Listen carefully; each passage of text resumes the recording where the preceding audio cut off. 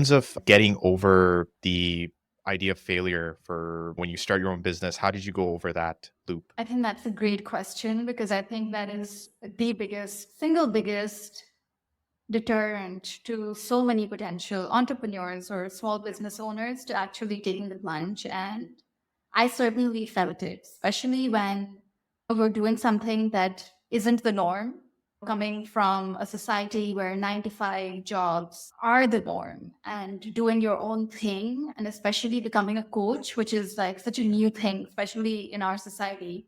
So I feel like just firstly having to explain yourself to people who don't understand why you would quit a good, highly sought after job in the first place, Yeah. and whether you're going to make a decision that you're going to regret.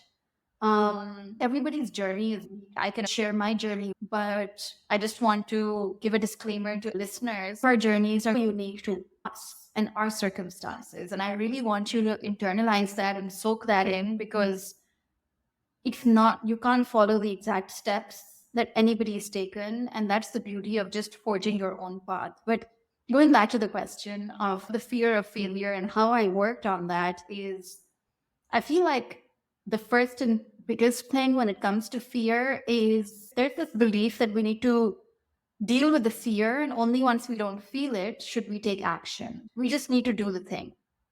Yeah. The fear may not subside. You may be getting those palpitations while you're recording your first video for your social media account, a racing heart. That's your body's way of telling you, hey, you haven't done this before. And Yeah. that's okay. So the fear will come up. You will have physical symptoms of fear. Interestingly, the physical symptoms of fear are the same as excitement. It's a mind game at the end of it, right? You can reframe it in your mind. This means I'm truly experiencing life, doing something meaningful and excited about it.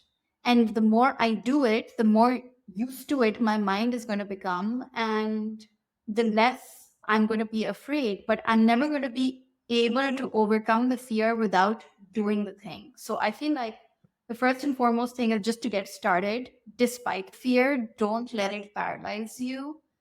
Fear really tends to loosen its hold and its grip over you when you find something that's more important. So that could be your purpose, that could be your mission, those could be your values, or how important your goal is to you. So starting that business, whatever it may be, or finally living your life for yourself versus living it for other people and seeking that external validation, finally doing that can, once you really connect with it and you keep your eye on the prize consistently, in the larger scheme of things, the fear is no longer as daunting, because Right. it becomes relative to your purpose, your mission. It's just, okay, the fear is there, but I still got to do the thing because it means too much to me.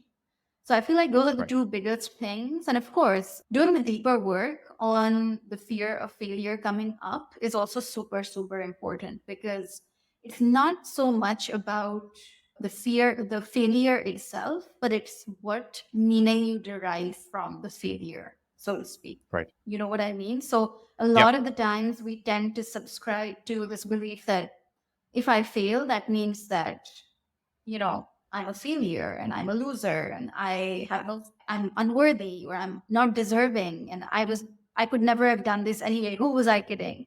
But if Yeah. that's the meaning that you're subscribing to the failure, then there's a problem. Then there's a self-worth problem. There's a self-esteem problem. And Lord knows I've been there. So I'm speaking from personal lived experience.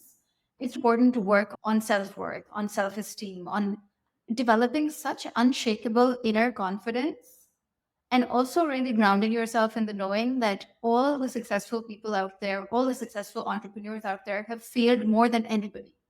It's just about being able to get back up and keep going.